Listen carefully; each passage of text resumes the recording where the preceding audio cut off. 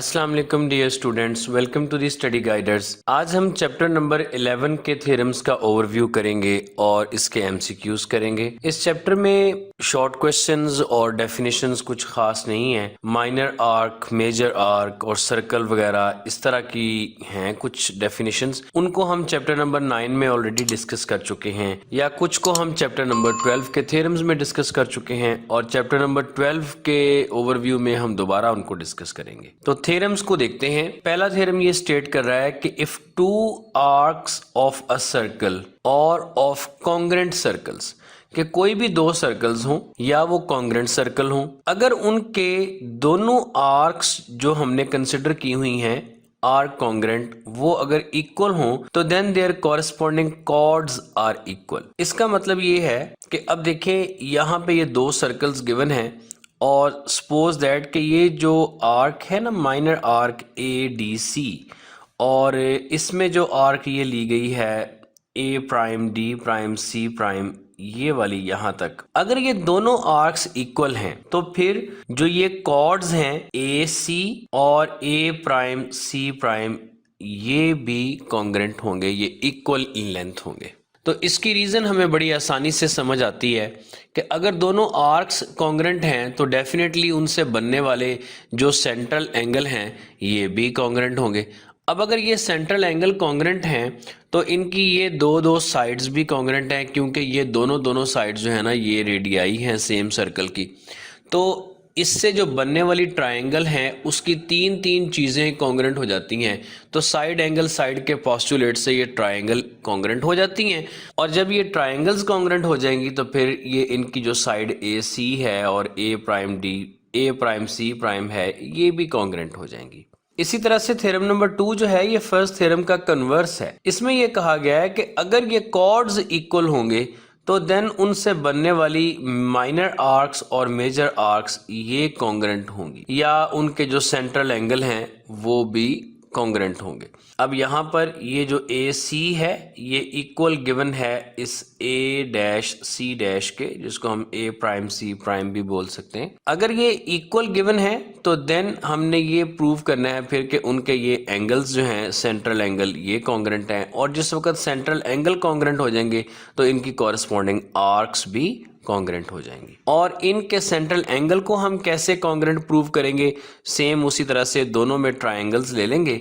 अब इसमें side side side देखें, इसकी ये एक साइड, ये वाली साइड इस साइड के कॉन्ग्रेंट है, और ये रेडियाई इस रेडियाई के, ये रेडियस इस रेडियस के इक्वल है और ये रेडियस इस रेडियस के इक्वल है। तो इस तरह से बच्चों ये हो जाएंगी congruent triangles side side side postulate के मुताबिक। और जब इनकी ये ट्रायंगल कॉन्ग्रेंट हो जाएंगी तो फिर जाहिर बात है कि इनके ये कॉरस्पॉन्डिंग एंगल्स जो सेंट्रल एंगल हैं ये भी कॉन्ग्रेंट है, और जब सेंट्रल एंगल कॉन्ग्रेंट है तो इनकी कॉरस्पॉन्डिंग आर्क्स भी कॉन्ग्रेंट है। थ्योरम नंबर 3 में भी इसी कॉन्सेप्ट को डिस्कस किया गया है कि अगर ये आर्क्स कॉन्ग्रेंट हैं, ये वाली ए सी आर्क जो है ये ए प्राइम सी प्राइम के कॉन्ग्रेंट है, तो फिर इनसे बनने वाले सेंट्रल एंगल ये भी कॉन्ग्रेंट होंगे। थ्योरम नंबर 4 में भी यही बात की गई है कि अगर कॉर्ड्स इक्वल हैं तो सेंट्रल एंगल इक्वल होंगे। जी, अगर हम चैप्टर नंबर 11 के थ्योरम्स में डिस्क्राइब किए गए कॉन्सेप्ट्स को समराइज करें, डिस्कस करें, तो वो ये हैं कि लेट्स सपोज हमारे पास कोई दो सर्कल हैं या ये दो कॉन्ग्रेंट सर्कल्स हैं, और इनके अंदर हम इक्वल लेंथ की आर्क्स कंसिडर कर लेते हैं। तो फिर इन आर्क से बनने वाले, अगर ये आर्क्स इक्वल होंगी तो इनके ये कॉर्ड्स भी इक्वल होंगे, और अगर इनके ये कॉर्ड्स इक्वल हैं तो फिर इनके बनने वाले जो सेंट्रल एंगल हैं ये सेंट्रल एंगल भी कॉन्ग्रेंट होंगे। यानी कि अब मेजरमेंट्स में अगर हम इसको ये सपोज कर लें कि लेट्स सपोज कि ये हमारे पास 4 सेंटीमीटर है, ये 4 सेंटीमीटर है और ये भी 4 सेंटीमीटर है, और ये एंगल अगर 60 डिग्री है तो ये वाला एंगल भी 60 डिग्री होगा, और जितनी सर्कुलर लेंथ ये वाली है उतनी ही सर्कुलर लेंथ ये वाली हो, आर्क लेंथ या सर्कुलर लेंथ कोई भी आप इसमें कह सकते। अच्छा, साथ ही मैं आपको एक और बात भी इसमें बताऊं कि इस तरह से ये जो ट्रायंगल बनेगी ना, फिर ये ट्रायंगल भी इक्विलेटरल होगी। यानी कि अगर ये कॉर्ड 4 सेंटीमीटर है और ये एक एंगल 60 है, तो फिर डेफिनेटली इसका ये वाला जो एंगल है ये भी 60 होगा और ये एंगल भी 60 होगा। इस तरह से ये अगर इक्वी एंगुलर है तो ये इक्विलेटरल भी होगी, यानी इसकी साइड्स भी तमाम की तमाम सेम होंगी। ये भी 4 सेंटीमीटर, ये भी 4 सेंटीमीटर। ये देखें, अगर मैं इस ट्रायंगल को बाहर बनाऊं तो इसमें देखें, अगर ये साइड 4 सेंटीमीटर है और ये एंगल जो है ना वो 60 डिग्री है, तो देन अब यहाँ पे आप देखें कि ये वाली साइड तो ये सर्कल का एक रेडियस है। आप यहाँ से ये देखें, ये भी एक रेडियस है और ये भी एक रेडियस है। तो चूंकि रेडियाई जो सर्कल के होते हैं वो इक्वल होते हैं, और ये थ्योरम आपने पढ़ा हुआ है कि जो अगर दो साइड्स इक्वल हों किसी भी ट्रायंगल की, तो उनके ऑपोजिट एंगल भी एक दूसरे के इक्वल होते हैं। ये इसके इक्वल होगा, तो इक्वल होने के लिए इसकी अब कंडीशन यही है कि ये एंगल 60-60 के हों, क्योंकि ट्रायंगल्स का सम भी तो 180 रखना है, वो हम 180 से ज़्यादा नहीं कर सकते। तो फिर इस सूरत में ये जब सारे एंगल सेम हो रहे हैं तो सारी साइड्स भी सेम, यानी कि ये भी 4 सेंटीमीटर और ये भी 4 सेंटीमीटर। इस तरह से कोई भी मेजरमेंट हो, अगर ट्रायंगल के अंदर वाला एंगल 60 डिग्री बन रहा होगा ना, तो वो ट्रायंगल एक इक्विलेटरल होगी, जो सर्कल के अंदर इस तरह से बनाई जाए कि वो सर्कल के सेंटर पे उसकी वर्टेक्स हो। चलें, अब हम इसके चैप्टर नंबर 11 के एमसीक्यूज सॉल्व करते हैं। देखें जी, पहला एमसीक्यूज इसी के बारे में आ गया कि 4 सेंटीमीटर लॉन्ग कॉर्ड, एक 4 सेंटीमीटर लंबा कॉर्ड है और उसका सेंट्रल एंगल जो है ना वो ये 60 डिग्री बन रहा है। सेम सिनेरियो जो अभी हमने डिस्कस किया। तो फिर उसका जो रेडियल सेगमेंट होगा सर्कल का वो कितना होगा, वो चूंकि ये इक्विलेटरल बन रही है तो वो भी 4 सेंटीमीटर ही होगा। नंबर 2 में देखें, the length of a chord and radial segment of a circle are congruent, कि जितनी कॉर्ड की लेंथ है उतनी ही रेडियल सेगमेंट की लेंथ है। वही सिनेरियो 4 सेंटीमीटर 4 सेंटीमीटर, या आप 3 भी कंसिडर कर सकते हैं। तो सभी मेजरमेंट में जो सेंट्रल एंगल होगा वो 60 डिग्री होगा, क्योंकि अगर कॉर्ड और रेडियाई इक्वल हैं तो वो ट्रायंगल फिर एक इक्विलेटरल बन रही है, और इक्विलेटरल के अंदर जो एंगल होता है वो 60-60-60 होता है। अच्छा जी, थर्ड में देखें, out of 2 congruent arcs of a circle, if one arc make central angle 30 degree, then other arc will subtend the central angle of.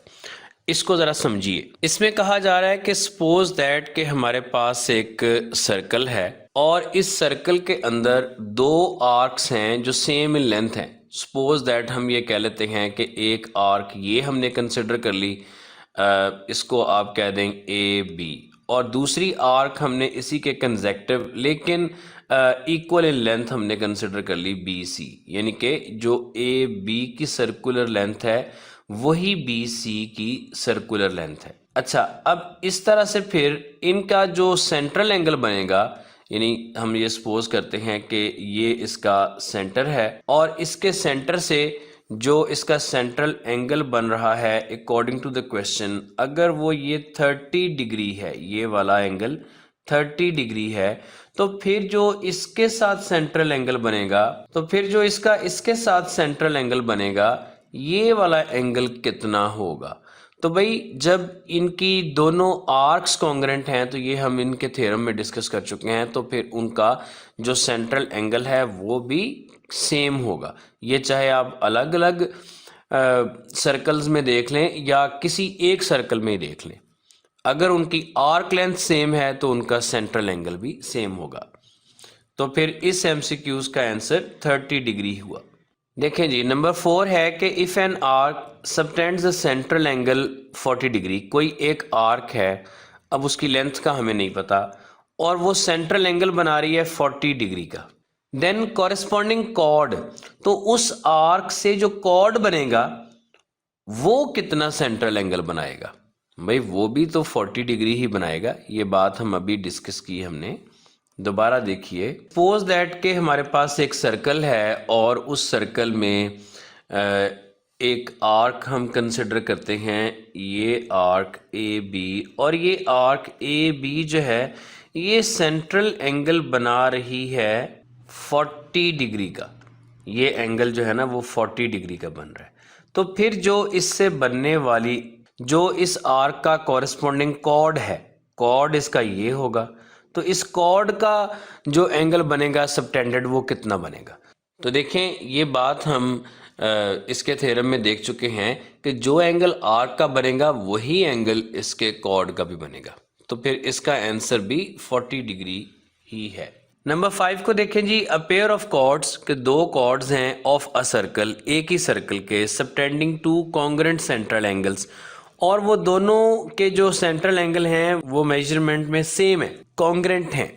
तो फिर वो जो पेयर ऑफ कॉर्ड्स होंगे वो भी क्या होंगे, वो भी कॉन्ग्रेंट होंगे कि अगर उनके सेंट्रल एंगल सेम बन रहे हैं तो उनकी लेंथ भी सेम होगी।